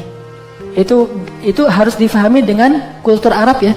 Karena kalau kita memahami dengan kultur kita, apa asiknya ya? Biasa aja, karena kita nggak ngerti kan gimana feel-nya seorang tuan ngelihat budak perempuannya yang suaranya bagus, sengaja dibeli karena suaranya bagus, terus nyanyi. Maka tuannya tuh akan diam aja memperhatikan nyanyian budak perempuannya. Dan Allah lebih dari itu memperhatikan orang yang sedang tilawah. Jadi pas kita buka mushaf tuh, kita lagi duduk gitu, habis main skateboard capek, terus duduk kan, tilawah gitu kan ya. A'udzubillah, Allah langsung dengerin gitu, hambaku lagi tilawah nih. A'udzubillah. Apalagi kalau tilawahnya pakai irama kurdi, itu Allah suka banget tuh. Hadisnya apa Ustaz yang kayak gitu-gituan? Ada hadisnya. Apa hadisnya? Ketika Abu Musa al-Ash'ari, Abu Musa itu sahabat yang suaranya tuh paling bagus. Ketika Abu Musa al-Ash'ari baca Al-Quran dengan suara yang paling lembut, dan di antara 7 irama itu kan kurdi salah satu yang paling lembut selain soba ya. Nah, Abu Musa baca Al-Quran itu, Allah, kata Nabi, Allah senang sekali mendengar bacaan Abu Musa. Nabi juga senang. Bahkan malam itu langit penuh dengan cahaya para malaikat, turun semuanya untuk ngedengerin bacaan Abu Musa. Dan bukan hanya malaikat, bukan hanya Allah, bukan hanya Nabi, awan juga menaungi Usaid bin Hudayr, sahabat Ansar yang baca Al-Quran di bawah pohon korma. Jadi lagi habis capek dia di kebun, istirahat, ngapain istirahatnya? Tilawah. Kan mereka hafiz ya, jadi duduk gini, a'udzubillahi minasyaitonirrajim. Itu genre mereka itu Quran loh. Kan ada tuh kemarin siapa yang naruh statusnya penampilan metal, genre murotal, itu keren-keren ya. Penampilan tuh metal, genrenya murotal. Jadi lagi nongkrong santai gitu. Bismillahirrahmanirrahim. Dia baca ayat, baru beberapa halaman dia baca, kok makin mendung, lihat loh, kayak mau hujan, penuh awan di atas. Usaid bin Hudayr. Akhirnya dia kira mau hujan, dia pulang jalan, kemanapun dia pergi awan tuh ngikutin dia tuh, gimana tuh? Ini kalau Allah udah suka kepada amal seorang hamba. Makanya tilawah Al-Quran itu Allah suka banget. Ketimbang kita teriak-teriak nggak jelas, maka mending kita teriak-teriak Al-Quran, kan gitu kan ya. Atau azan itu juga Allah suka banget kepada orang yang azan. Walaupun kita nggak bisa semuanya azan, saya pengen azan. Gimana dong kalau kita pengen dapat like dari azan sementara yang azan cuma satu orang? Ada caranya. Ikutilah apa yang diucapkan oleh muazin. Pas dia bilang Allahu Akbar, kita bilang Allahu Akbar. Terus sampai selesai, maka kita dapat like yang didapatin oleh seorang muazin. Ini ibadah. Banyak lagi nanti ibadah-ibadah yang lain. Apalagi tahajud. Nah kalau tahajud, cara Allah sukanya kayak gimana? Allah turun malah nungguin kita. Setiap sepertiga malam terakhir, Allah udah siap sedia turun ke langit dunia. Langit dunia itu langit paling rendah. Allah turun, bukan Allah tunggu di arasnya. Sengaja Allah turun, kemudian Allah bertanya, adakah di antara hambaku yang datang malam ini untuk minta ampun? Allah tunggu. Adakah di antara hambaku yang dzihajah, butuh sesuatu dari aku? Kita aja masih tidur, Allah udah nungguin. Mana hambaku yang mau bangun untuk minta ampun dan meminta sesuatu kepadaku? Allah suka kepada orang yang bangun tengah malam. Lalu ketika kita bangun, maka malaikat turun semuanya dan pertandanya adalah ayam saut menyaut untuk menyambut datangnya para malaikat. Ayam aja tahu, makanya makhluk Allah itu semuanya tahu apa yang terjadi, kecuali jin dan manusia. Jin aja nggak tahu apa-apa, sama dengan manusia nggak tahu apa-apa. Ini ibadah. Sehingga ketika ditanya, ya Rasul, apa amal yang paling Allah suka? As-shalah ala waqtiha, salat di awal waktu. Kalau laki-laki itu artinya di masjid, kalau perempuan itu jangan ditunda. Di rumah juga nggak masalah, tapi jangan ditunda. Yang ketiga, akhlak ya, akhlak juga ditanya sama sahabat, ya Rasul, apa amal yang paling disukai Allah? Birrul walidain, berbakti kepada kedua orang tua. Jadi kalau kita pengen dapat like dari Allah, dari malaikat, dari Rasulullah, ya belajar aja dari Uwais Al-Qarni. Salah satu yang lebih dari Uwais Al-Qarni itu adalah berbakti kepada ibu. Jadi kita yang udah rajin ngaji kayak gini nih, harusnya yang paling santun, paling hati-hati sama orang tua kita. Kalau yang ngaji dengan yang gak ngaji sama, terus apa bedanya? Apa asiknya datang ke masjid? Bukankah asiknya datang ke masjid itu memperbaiki akhlak kita kepada orang tua dulu, baru nanti kepada orang lain? Nah, memperbaiki akhlak ini ya namanya manusia pasti aja kadang-kadang salah, kadang-kadang kepancing emosinya, tapi terus memperbaiki. Bahasanya tuh tawabin dan mutatahhirin, bukan taibin dan tahirin, bukan. Apa arti tawabin mutatahhirin? Berkali-kali dia taubat. Gagal lagi, taubat lagi, gagal lagi, taubat lagi. Membersihkan diri juga gitu. Keliru lagi, dibersihin lagi. Kotor lagi, dibersihin lagi. Dan Allah suka ke orang kayak gitu. Jangan berpikir, saya mah belum siap bertobat. Kan banyak orang kayak gitu. Kenapa enggak haji? Saya belum siap. Daripada nanti saya pulang terus dosa lagi, mending saya tunggu aja sampai saya siap. Enggak kayak gitu. Allah tuh enggak suka orang yang nanti ujungnya baru taubat, enggak. Allah suka orang yang taubatnya berkali-kali. Jadi pergi haji jangan langsung berpikir, pulang dari situ nanti kalau saya ternyata dosa lagi kan sia-sia hajinya. Enggak sia-sia. Berusaha aja terus haji, gagal lagi umroh, gagal lagi sholat syuruk, gagal lagi kan gitu aja terusin ya. Kan banyak kesempatan untuk melaksanakan ini. Gitu juga kita sholat. Saya mah belum siap datang ke Al-Latif. Yang ke Al-Latif mah kan udah pada soleh. Saya mah masih kayak gini. Udah aja datang. Keluar dari sini dosa lagi ya datang lagi. Dosa lagi ya datang lagi. Kayak gitu aja terus. Akhlak juga demikian. Kita dengan orang tua, saya berazam nih. Malam ini pulang ke rumah, saya pengen cium tangan ibu saya. Saya pengen ngasih air hangat buat ibu saya. Saya pengen mijit-mijit kaki ibu saya. Saya pengen bertutur kata yang lembut kepada ibu saya. Malam ini juga saya pengen ngelakuin. Baru di jalan lupa, akhirnya sampai di rumah dipanggil orang tua yang udah ngantuk, tidur. Besok pagi baru sadar. Padahal saya kan pengen yang baik. Perbaiki lagi aja terus, jangan berputus asa. Kayaknya saya emang nggak cocok ya jadi anak soleh. Nggak ada itu. Saya emang nggak bakat jadi anak kalau sekarang kan istilah amuba ya, anak musola banget. Saya mah nggak bakat jadi anak musola. Saya mah cocoknya jadi anak apa misalnya. Nggak, terus saja berusaha. Ini namanya tawabin, berulang kali. Yang ketiga, ini yang lebih tinggi. Jadi yang per poin ini lebih tinggi dari yang sebelumnya karena hadis tentang apa amal yang paling disukai itu banyak. Lalu para ulama membuat semacam tingkatan-tingkatan. Ternyata yang lebih tinggi dari sekedar taklim, hijrah, taubat, ibadah, akhlak adalah dakwah dan jihad. Dakwah dan jihad. Kenapa dakwah dan jihad? Kalau tidak ada jihad berarti dakwah. Kan di Indonesia tidak ada kewajiban berjihad karena tidak ada peperangan, kita tidak diperangi, maka Kalau tidak ada jihad berarti dakwah. Kalau sudah wajib jihad seperti di Palestina atau seperti di Suriah karena kaum muslimin dizolimi, kita membela diri, membela hak kita, membela orang-orang yang tertindas. Tapi kalau enggak ada, dan mudah-mudahan memang tidak ada, alhamdulillah Indonesianya aman, berarti dakwah. Dakwah itu bukan jadi penceramah, itu hanya salah satu tugas dai, tetapi bukan satu-satunya. Bahkan yang lebih hebat dari itu adalah ide-ide dakwah kita. Ini yang kayak gini-gini kerjaan siapa? Bukan kerjaan saya ini. Saya kan punya materinya. Kerjaan siapa? Kerjaan teman-teman cyber.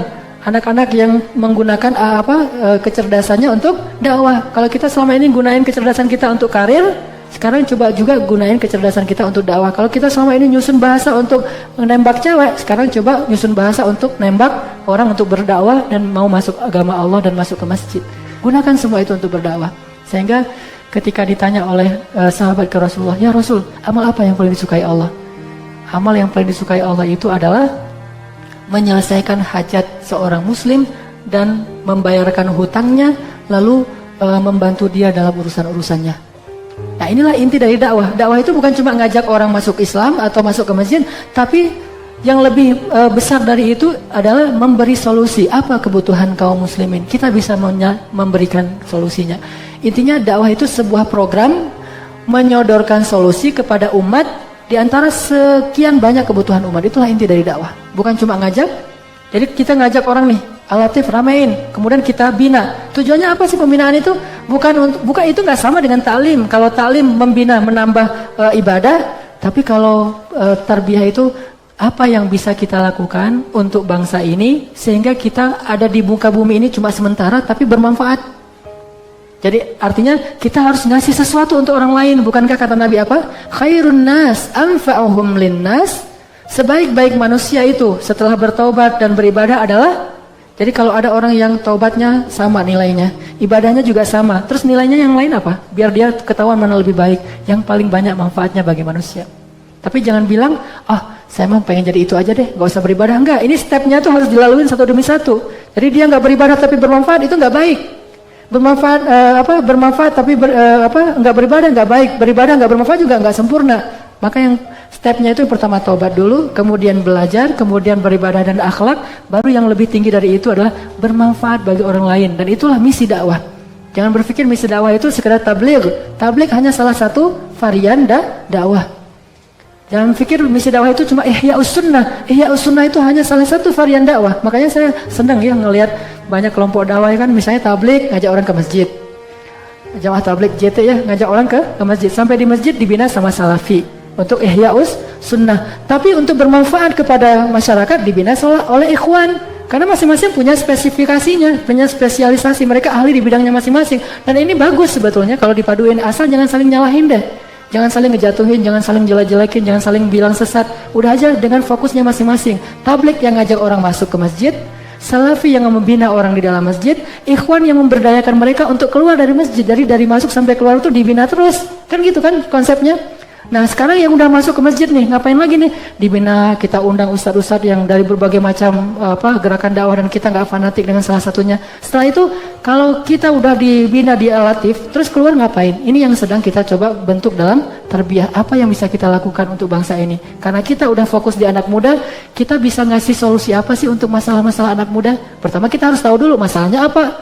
Jangan-jangan kita kasih solusi yang nggak dibutuhkan kan ya? Berarti kita harus paham realitas. Ini yang kita belajar dalam tarbiyah sebetulnya. Kita pengen ngasih solusi walaupun kita bukan orang yang paling baik, bukan yang paling sempurna, hanya sebagian cahaya yang kita ingin terangi di dalam umat Islam ini. Nah, ini namanya dakwah. Sehingga kata Nabi, sesungguhnya berjalan bersama seorang saudaraku untuk menyelesaikan hajatnya itu lebih aku suka daripada iktikaf 1 bulan di masjid ini. Masjid apa? Masjid Nabawi. Artinya ibadah. Ibadah itu baik, tapi ada yang lebih baik. Apa yang lebih baik? Memberi solusi bagi orang yang membutuhkan.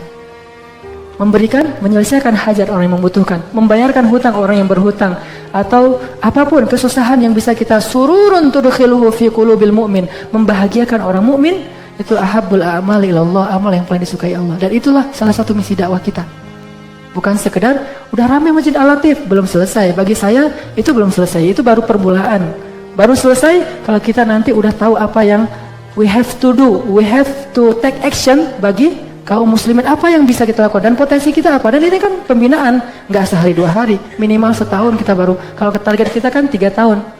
3 tahun nanti kita baru tahu bisa kita berdayain ke seluruh komunitas anak-anak muda. Lihatlah Al-Latif ini 3 tahun ke depan udah ada perubahan dalam amal-amal dakwahnya. Kalau sekarang masih internal aja dulu, taklim tarbiyah, taklim tarbiyah, taklim tarbiyah. Dan tarbiyah itu kan bukan cuma halakoh, tarbiyah itu olahraga juga, tarbiyah itu mukhayyam juga, tarbiyah itu asik-asikan juga, nongkrong-nongkrong juga, itu tarbiyah semuanya. Jangan berpikir nongkrong itu ngapain sih, nggak ada kerjaan, itu tarbiyah loh. Itu bagian dari tarbiyah. Apa misinya? Misinya mengakrabkan diri dulu. Karena kalau udah akrab baru ketahuan, oh si ini dia lebih di sini, ini punya potensi, ini kan lewat keakraban. Saya baru tahu di sini ada Kang Dadang, tapi beliau udah pindah ke Jakarta.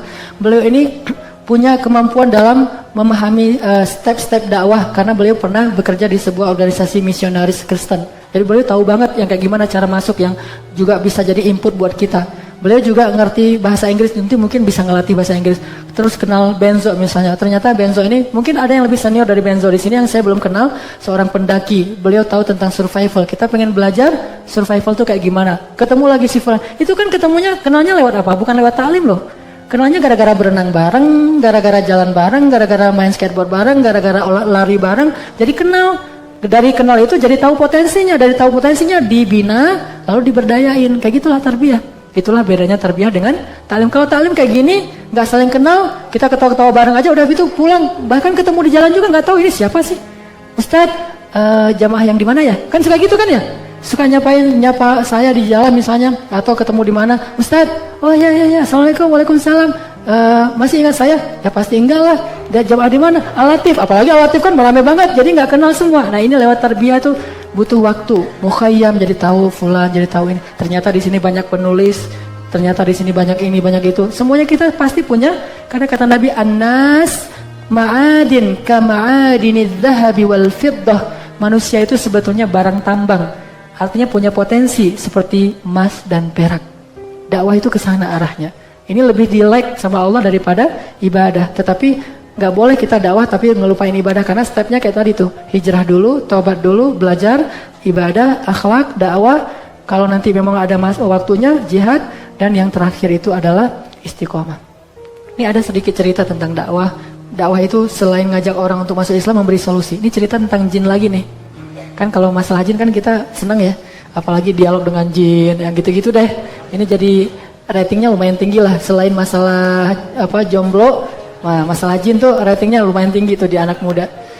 Nah ada kisah Nabi itu kan pas pulang dari Taif itu kan nggak ada orang yang mau beriman ya. Di antara manusia tuh di Taif nggak ada yang beriman kecuali 1 orang budak.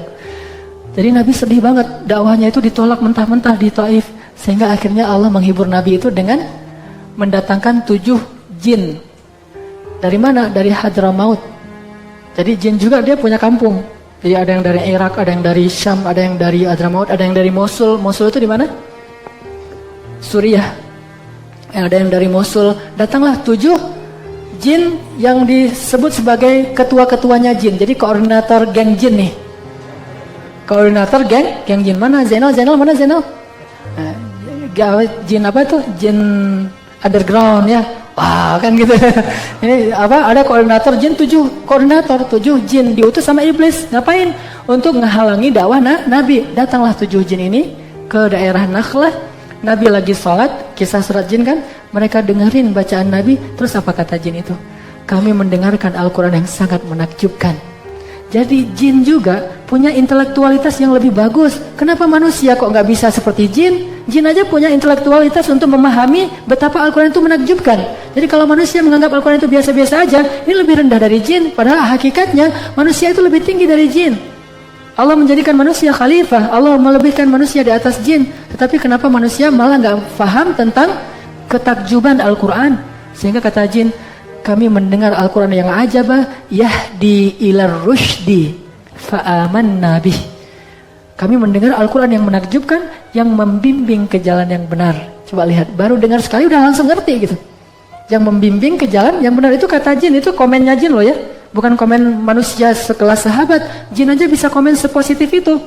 Jadi artinya Allah lagi nyindir orang Taif nih. Kalian manusia kok nggak bisa beriman, padahal jin aja bisa beriman. Yang hatinya lebih keras, yang intelektualitasnya di bawah manusia, yang nggak sepintar manusia, tapi dia bisa ngerti kebenaran Al-Quran. Kenapa kalian nggak bisa? Itu sindiran buat orang Taif dan hiburan buat Rasul. Berimanlah 7 jin. Oke? Setelah jin ini beriman, maka jin itu minta izin ke Rasul. Ya Rasulullah, boleh nggak kami sholat bersama engkau di Masjidil Haram? Kata Nabi, jangan. Waktu itu kan masjid di dunia cuma ada 2 kan? Haram dan Aqsa. Sholatlah kalian di masjid yang satu lagi. Kenapa? Janganlah kalian bercampur dengan manusia.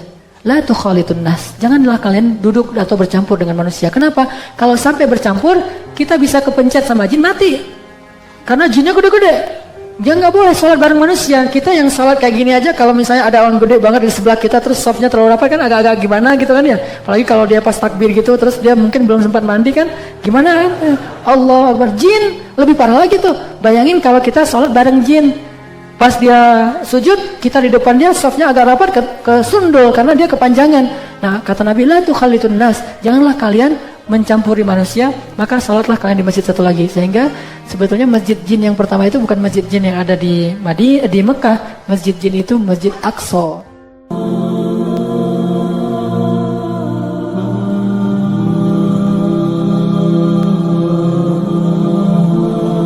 Saya pengen cerita. Ini cerita benar-benar saya alamin ya. Mudah-mudahan ini jadi makin bikin kita yakin. Hidup kita itu kan emang kalau kita melibatkan Allah itu jadi mudah ya. Susahnya hidup kita itu karena kita jarang melibatkan Allah. Kecuali udah mentok. Kalau dari awal kita nge-mention Allah dari awal itu apa? Bismillah. Di tengah-tengah kita masih terus nge-tag Allah. Ya hasbi Allah, la haula wala quwata illa billah. Berdoanya ke Allah. Kalau kita ngelibatin Allah dari awal dalam hidup kita, pertama Allah akan kuatkan hati kita, kedua Allah akan bereskan urusan kita. Dan itu bukan cuma terjadi kepada Imam Ahmad bin Hambal yang saya pernah cerita. Bukan cuma pernah terjadi kepada Uwais Al-Qarani, tabi'in yang pernah saya cerita. Tapi juga terjadi kepada 3 teman saya. Yang satu anak Batam namanya AG, anak skateboard. Satu lagi anak Jakarta model namanya Agi. Satu lagi driver ojek online di Bandung. Ini 3-tiganya nih baru saya alami sekitar beberapa waktu yang lalu. Kalau yang ojek online sekitar sebulan yang lalu. Kalau yang Agi baru 2 minggu yang lalu saya ngalamin. Apa ceritanya? Melibatkan Allah dalam semua harapan kita. Agi, anak Jakarta ini, pernah ikut kajian saya kayak gini di salah satu masjid di Maruya di Kebun Jeruk, Jakarta. Terus pas ikut kajian itu dia bilang gini, ya Allah saya pengen banget ketemu Ustadz Hanan langsung, tapi jangan di taklim karena agak susah, terlalu rame. Saya pengen ketemu berdua dalam suasana yang lebih nyaman. Kabulkanlah ya Allah gitu. Selang seminggu kemudian setelah selesai acara itu, alhamdulillah qadarullah ombaknya lagi bagus di laut. Kan saya suka mantengin ombak tuh. Ada website namanya Surf Forecast kan. Forecast buat surfing. Jadi tahu ombaknya lagi berapa, seberapa baiknya untuk pakai untuk berselancar. Ombaknya lagi bagus nih. Ombaknya 2,5 meter, 2,5 meter. Terus anginnya pas gitu. Pergilah saya ke laut. Daerah Jawa Barat namanya Batu Karas. Spot surfing. Saya pergi ke sana nih. Agi yang tadinya di Jakarta, ternyata memang dia orang Batu Karas, tinggalnya di Jakarta. Jarang banget pulang ke Batu Karas. Nah seminggu kemudian setelah taklim, dia sakit. Badannya gak enak. Biasanya kalau cuma panas dingin, dia akan tinggal di kos-kosan. Tapi kali ini kangen pengen pulang kampung. Kenapa ya saya pengen pulang kampung? Kenapa ya? Kayak Imam Ahmad bin Hambal gitu kan. Kenapa ya saya pengen pulang kampung? Akhirnya dia putuskan pulang ke Batu Karas. Dan sampai di Batu Karas, hari pertama dia sampai ke rumah, temannya ngajak ke pantai, kita mandi yuk, kita berenang yuk gitu kata temannya. Yuk, padahal lagi nggak enak badan tuh, diajak berenang dia mau. Berenang kalau orang sana berarti surfing, diajak surfing dia mau. Datang ke pantai, saya lagi duduk di pantai, lagi persiapan nih mau turun ke air, lagi duduk santai gitu pagi-pagi sambil ngopi dulu, sambil nggak jelas ya ngelamun tentang masa lalu. Jadi lagi duduk dulu nih di pantai nih, sambil ditaruh dengan papan biar nggak kena matahari. Dan ke pantai masih takut hitam, padahal udah hitam. Tiba-tiba Agi datang, ngeliat dari jauh, nih kayak kenal nih, siapa ya? Kayak pernah lihat, tapi biasanya kan penampilannya beda. Nih udah namanya orang lagi di pantai. Datanglah, pas udah dekat dia bilang, Ustadz Hanan ya? Saya ngeliat, ya kenapa? Saya jemaah Ustadz Hanan di Meruya, Kebun Jeruk minggu yang lalu. Oh iya, Kebun Jeruk minggu lalu memang ada taklim. Udah kenalan, dia bilang, Ustadz, minggu lalu saya baru berdoa nih, ya Allah saya pengen ketemu Ustadz Hanan, langsung bukan di taklim, biar bisa santai banyak ngobrol. Berikanlah saya apa yang saya harapin. Dia istighfar, dia sholawat, dia doa. Nggak sampai bertahun-tahun, cuma selang seminggu. Qadarullah Allah bikin skenario, ada ombak, saya datang, dia sakit, dia datang, akhirnya ketemu di pantai, ngobrol, jadinya saya seharian cuma ngobrol doang, nggak sempat surfing. Terus aja ngobrol, curhat, dia live IG gitu. Aduh, jadi ngobrol sama dia, alhamdulillah dikasih gelang batu sama dia. Nih Ustadz hadiah gelang batu untuk Ustadz. Alhamdulillah ya udah saya pakai. Intinya adalah coba cuma seminggu doang tuh. Dia minta ke Allah, dia melibatkan Allah, akhirnya Allah kabulkan. Bisa nggak kita dalam waktu seminggu halal dengan cara berdoa ke Allah? Ya Allah, saya lihat dia kemarin di masjid. Masjid apa ini teh? Baitur Rahman. Cuma saya nggak berani menyapa. Saya menyapa dia lewat engkau saja ya Allah. Kalau kita yakin dan tembakan kita itu udah jago tadi, jawid imanan tujawid qira'atak, kata Teh Hanin tadi. Kuatkan, jagokan diri kamu dalam yakin ke Allah. Makin jawid, makin jawad, makin bagus, maka insya Allah akan kena panahan kita. Ada orang mana tadi nggak kena sama sekali, ada orang yang di jarak yang sama langsung kena. Kenapa? Udah jawid, imannya udah mantep, udah yakin gitu. Dan yakin dalam bahasa mana tadi udah profesional. Nanti insya Allah tiba-tiba entah gimana caranya nggak usah cari tahu. Karena saya juga sama Teh Hanin yang cerita tadi, kita Teh Hanin maksudnya nggak mencari saya, ada saya mah mencari. Teh Hanin nggak mencari, saya sama sekali kita nggak kenal, dia nggak kenal saya. Pas ketemu di tempat kibdah emang ada sedikit trik yang saya lakuin gitu kan, biar bisa namanya ikhtiar gitu kan. Dan dengarkan ceritanya, nah gitu deh pokoknya. Yang jelas nggak usah berharap kepada Allah tergantung cara. Berharaplah kepada Allah karena kita yakin kepada Allah. Cara Allah yang bikin. Ini Agi nih. Yang kedua, driver online. Driver ojek online. Saya waktu itu ada rapat di Pemuda Hijrah. Namanya Masjid Pemuda Hijrah itu Al-Latif. Ada rapat di Al-Latif. Dan saya lagi malas nyetir, akhirnya naik ojek online. Pergilah ke Masjid Al-Latif. Dari pagi, zuhur saya ngimamin di masjid. Cuman pakai baju biasa. Terus asar juga ngimamin. Pas sudah selesai asar, saya mau pulang, saya order lagi nih ojek online. Saya order, ada yang ngambil. Ngambil, saya naik ojek, di tengah jalan dia nanya, Mas, sering sholat di masjid itu? Kata dia. Lumayan, saya bilang. Ya itu masjid ramai banget ya, kalau taklim ramai banget tuh, penuh dengan anak muda. Ya alhamdulillah, saya bilang. Terus dia bilang lagi, ada tuh di situ tuh imam muda, bacanya bagus banget. Orang Aceh, siapa ya namanya? Saya bilang Muzammil. Oh ya Muzammil, oh ya. Kenal sama dia? Ya lumayan, saya bilang. Dari tadi lumayan aja semuanya. Mas suka ikut taklim juga di situ? Kadang-kadang, saya bilang. Dia nggak ngeh sama sekali. Lama-lama dia mulai curiga, dia nanya, apa tadi ada kegiatan apa? Enggak, cuma ada rapat aja sama teman-teman. Teman-teman DKM maksudnya iya. Mas tadi ngimamin sholat zuhur ya? Kata dia. Iya, kata saya. Mulai curiga kan dia. Asar juga? Iya. Oh, mas namanya siapa? Hanan. Hah? Hanan yang mana nih? Kata dia. Mulai kaget dia kan. Mulai panik gitu. Saya bilang Hanan Ataki. Langsung oleng tuh motor tuh. Masya Allah. Dia kaget sendiri. Dan itu olengnya tuh langsung berhenti pas lampu merah pula, dia heboh sendiri di lampu merah, bayangin. Ya Allah, Masya Allah, Alhamdulillah. Ustadz tahu nggak? Ternyata ini Ustadz Nata Kintar dulu, saya lihat ke belakang, benar nggak nih? Oh iya benar gitu.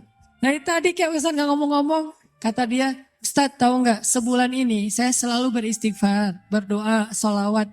Ya Allah, saya pengen banget ketemu sama itu tuh satu lagi gurunya Muzammil yang ceramahnya suka di YouTube katanya. Ustadz Hanan Attaqi, saya pengen ketemu beliau tapi susah kalau di taklim. Pengen berduaan, jangan pas rame-rame. Ternyata berduaannya di atas ojek. Coba. Dan itu demi Allah kisah nyata teman-teman terjadi. Jadi Imam Ahmad yang pernah kita dengar ceritanya bukan cuma terjadi di Basrah. Terjadi juga di Indonesia, terjadi di Jakarta, di Bandung, Surabaya, di Kediri, di mana-mana kalau kita melibatkan sebegitu mudahnya. Padahal dua orang ini saya kira bukan ulama, bukan orang yang mungkin hijrahnya udah lama, baru juga hijrah. Tapi kenapa diperlakukan oleh Allah semudah itu?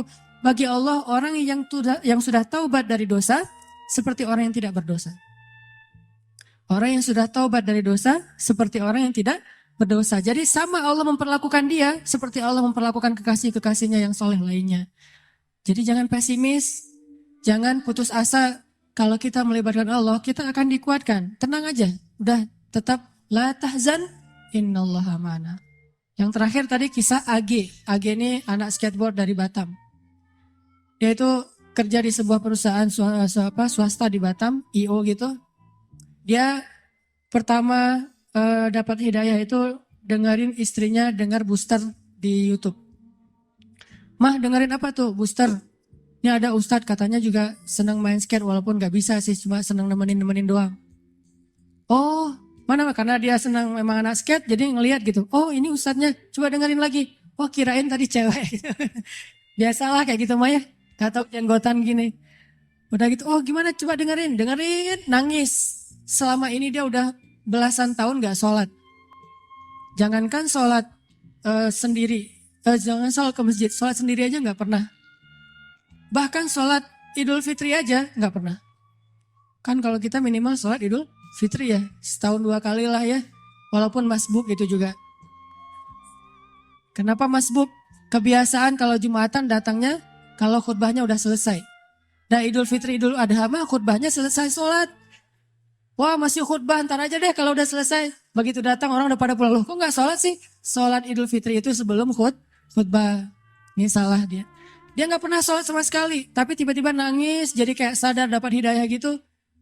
Tapi saya pikir emang bukan cuma dia yang dapat hidayah dengerin booster. Saya juga dengerin booster diri sendiri kayak dapat hidayah gitu.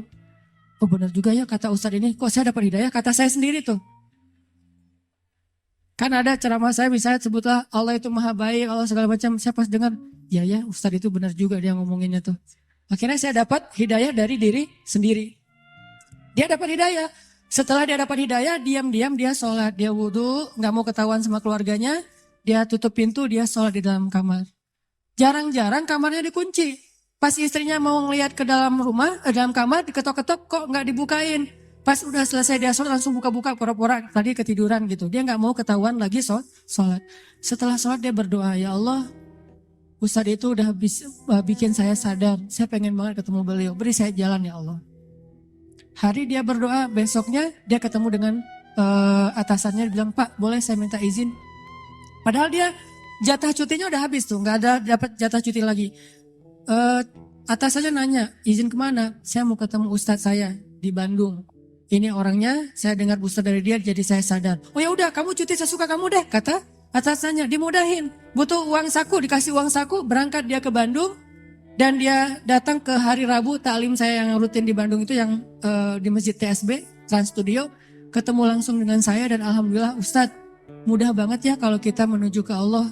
Yang susah itu kalau kita menjauh dari Allah. Tapi kalau menuju ke Allah dipermudah, banyak banget urusan yang dipermudah. Saya malah dapat uang saku, saya malah dapat kayak bonus dari atasan saya. Keluarga saya alhamdulillah sekarang jadi lebih baik setelah saya berhijrah. Dan saya pengen ketemu dengan Ustadz, dimudahin banget. Ini lihat bukti. Bukan karena saya orang soleh, enggak. Kesolehan kita hanya Allah yang tahu. Tapi karena kita yakin sama Allah. Karena kita melibatkan Allah. Terus kenapa galau, kenapa khawatir, kenapa enggak tenang? Kalau kita bisa melibatkan yang maha kuasa dalam segala urusan kita. Jadi itu teman-teman, coba buktiin deh. Kalau teman-teman yang lain di tempat yang tadi saya ceritain udah membuktikan, kita pasti bisa lebih dari itu. Bukan hanya ketemu Ustadz, tapi juga ketemu dengan pasangan kita, menemukan rezeki yang halal untuk kita, apapun kebaikan. Tinggal ya Allah, saya pengen nikah, beri saya jalan. Udah gitu lihat keajaiban terjadi dalam hidup kita. Kalau enggak juga, enggak ada sia-sianya berdoa kepada Allah. Makanya saya bilang kalau berdoa tuh jangan yang tanggung, yang mantap sekalian. Ya Allah, kalau mobil ya Allah saya pengen Alphard. Penghasilan kita kecil, tapi pengennya Alphard. Emang sia-sia? Enggak. Kalau enggak dikasih Alphard di dunia, dikasih Alphard di akhirat. Kan Allah pasti mengabulkan doa kan? Pasti itu. Kalau enggak dikabulkan di dunia, dikabulkan di akhirat. Bangun dari kubur tiba-tiba lewat Alphard, berhenti depan kita. Ini mobil siapa? Ayo kita ke Padang Mahsyar lewat pakai Alphard gitu. Udah ada drivernya. Mereknya bukan Toyota tapi mereknya Cahaya. Merek baru nih, belum dijual di Indonesia. Mereknya Cahaya, kendaraan Cahaya yang lebih nyaman adalah Alphard, jalan ke Padang Mahsyar. Kenapa saya dapat kendaraan ini ya Allah? Karena dulu kamu pengen banget punya mobil Alphard di dunia, tapi aku tidak memberikannya di dunia karena itu tidak baik untuk kamu, tapi aku berikan di akhirat. Apa sia-sianya berdoa kepada Allah? Jadi tetap ar-raja ilallah, berharapnya hanya ke Allah, dan itulah obat untuk segala kegalauan.